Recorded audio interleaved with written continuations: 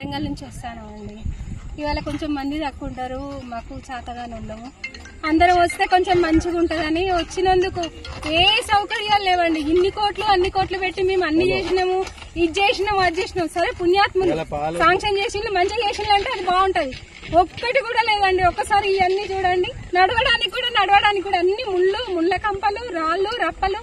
ఎట్లా పోతామండి చెప్పండి? నువ్వు అన్ని చేసినావు, అన్ని చేస్తాను, నేను ఇన్ని శాంక్షన్ చేసిన, అన్ని చేస్తాను అన్నప్పుడు అన్ని చేయాలన్నా వద్దా? ఏది లేదండి. మాకైతే ఏ సౌకర్యం లేదు. 35 కోట్లతోటి చేసినావని ప్రచారం చేసిండ్రు. నిన్న వాళ్ళొచ్చి వీళ్ళొచ్చి అంటే మంత్రులు వచ్చినప్పుడే అయితేనే మంచిగా ఉంటాయి. కానీ మాలాంటి ప్రజలు మేము ఎన్నుకున్నలే కదా, మరి మా పైసలే కదా, అన్ని మా డబ్బులతోటే మీరు అన్ని చేయిస్తామని అన్నారు కదా. మరి ఏవండి పైసలు తీసుకునే వరకేనా మేము ఇన్ని కష్టాలు పడాలనా?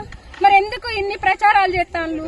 చెయ్యకండి. ఈ జనాలందరూ ఇక చూడండి ఎంత అవస్థలు పడతానో మేమందరము. మా కోసం మోసుకోవడానిక మీరు ఇన్ని ప్రచారాలు చేసేది? మా డబ్బులు తీసుకొని మీరు బాగుపడడానిక?